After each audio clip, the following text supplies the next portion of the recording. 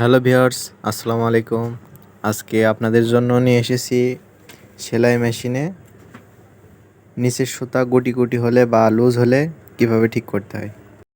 ভিডিওটা স্ক্রিপ্ট না করে শেষ পর্যন্ত দেখতে থাকুন এবং আমাদের ভিডিওটা যদি ভালো লাগে কমেন্টে জানিয়ে যাবেন এবং আমাদের শর্ট ড্রিম চ্যানেলটি সাবস্ক্রাইব করে দিবেন।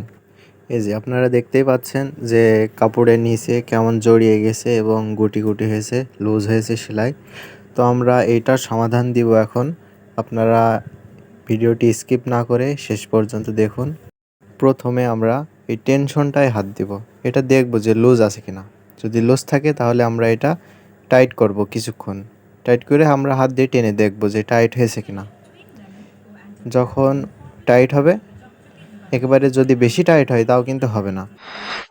হাত দিয়ে টানলে বোঝা যাবে যে একটু একটু টাইট আসবে। তারপরে আমরা সেলাইটা করে দেখব।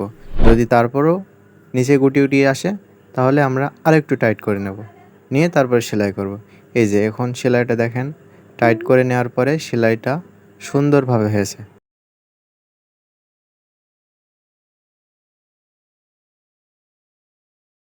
এই যে এইটা আগের সেলাই আর এইটা হচ্ছে পরের সেলাই।